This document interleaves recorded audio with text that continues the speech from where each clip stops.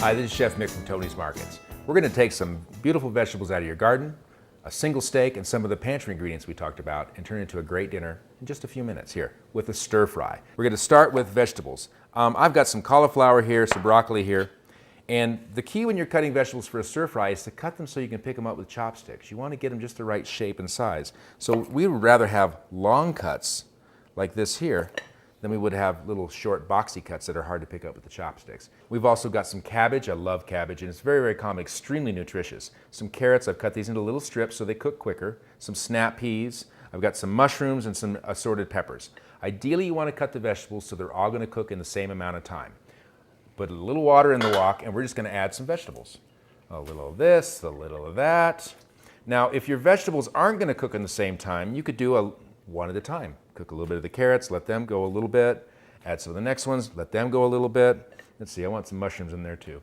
We're going to put the lid on here with just a little bit of water, and we're going to steam these. And these are probably going to cook in about 3 or 4 minutes once they come back to a boil. On an earlier show, we showed you how to make vegetables for the week. You can use those same vegetables as well. The recipe's at digincolorado.com. So we got all our vegetables steaming away here. They're still pretty crisp. I want to get them just to a crisp tender. Another minute or so. We've got one steak. I got to serve 4 people on one steak. Not a problem, because we have a really high ratio of vegetables, and that's the best way to go. I'm going to suggest you use the best quality steak you can possibly find. A filet would be great with this, a sirloin, a T-bone, whatever you like. Of course, you want to get the bones out. This is a flank steak. It's just what I had in the freezer. Pull it out, thaw it out. Even if it's partially frozen, it's okay. Sometimes steaks are even easier to slice when they're partially frozen, especially if you want to get it nice and thin. We're going to pay attention to the grain of the steak. You can see the muscle runs this way. We want to cut it across the grain. That's going to make the steak as tender as possible. And I'm cutting this one a little bit on a bias just to get a little bit wider cut. Another thing you can do. Another little trick for you. Now, if you had time, I would marinate this. You could use a little bit of soy sauce, a little bit of cornstarch if you like, a little bit of rice wine would be nice with this as well, or you could use a prepared thing like a teriyaki sauce. All right, we got this all done. Let's check those vegetables. It's just right. They've got good color. They're crisp, but just starting to get a little bit tender. They're going to cook a little bit more, so we want to be really careful not to overcook them. All right, so we've got all our vegetables steamed, and then if it's going to be a while before you cook them, splash them with cold water to chill them off a little bit. I'm going to be cooking them right away, so it's all right. Got them drained off. They're still crisp. They're tender. They're ready to go. Set this aside. Got our meat ready. We've reheated our wok, okay? Now, the wok should ideally be really hot as you can stand it. To do that, we're going to have to also turn on our fan, so please excuse the noise here.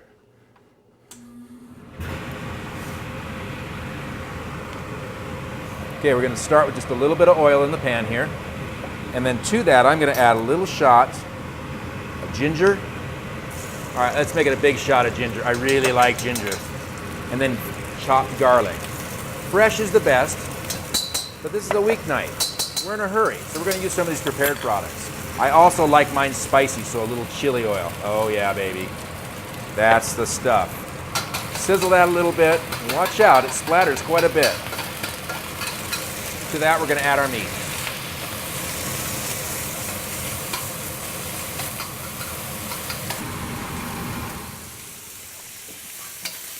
I like to get it in the pan and let it sit still over the heat of the pan. That gives you that nice brown searing color you like. And these garlic and these other vegetables are really turning out nice.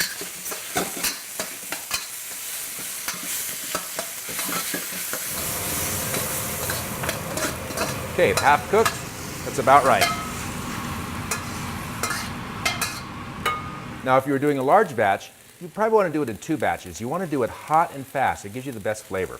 So I'm going to add just a little bit more to the pan here. I still have a little bit left over, so I don't need too much extra. You kind of play this by eye.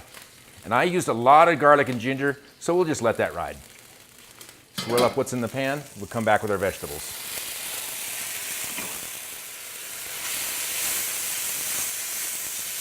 The same thing. I like to let it sit still, let some of that heat absorb. Maybe it'll brown a little bit. So we're going to come to this and season it just a little bit. Just a little bit of soy sauce, or tamari if you want to go gluten-free. I'm using a little bit of sugar, a little bit of salt, and a little bit of pepper, white pepper preferably. Get that, so let's get that stirred back in there. Okay, it's starting to heat up. Just make sure the heat's all the way at high. Now we're going to sauce it up a little bit. I'm going to add oyster sauce. This is like the #1 used condiment. Get that going in there. Okay, those flavors are coming together nice. This is why you want to be careful not to overcook those vegetables at first. I'm going to come back with the beef now. And again, we didn't cook the beef too much. Get all that juice out of there. That's good stuff. Now, if you want to make it a little bit saucy, easy enough. We can make a quick little sauce here. I'm going to add some stock, vegetable, chicken, beef, whatever you like. And then I'm going to add a little bit of cornstarch to it. Now, this is important. This is cold when we start because the cornstarch doesn't really want to go into hot stock. We get it nice and chilled here. And the stock just adds the flavor. You could use water as well. You could use wine if you wanted. Add that to the pan. And since it was cold, we won't have any lumps. We're going to give this about 1 minute, 2 minutes.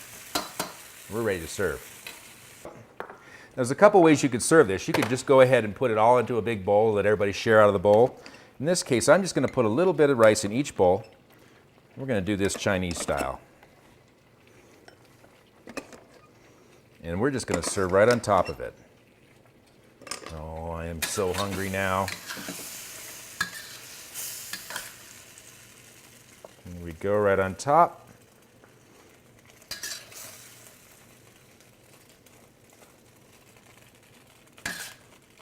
All right, so we're not getting any points for being neat today. This works great with anything. You could make this with chicken. You could make this with pork. You could make this with beef, seafood, shrimp, whatever. If you got the proper ingredients in your pantry, the right things in your garden, you could put together a dish like this in no time. Delicious, healthy, easy. You can get all these recipes at digincolorado.com.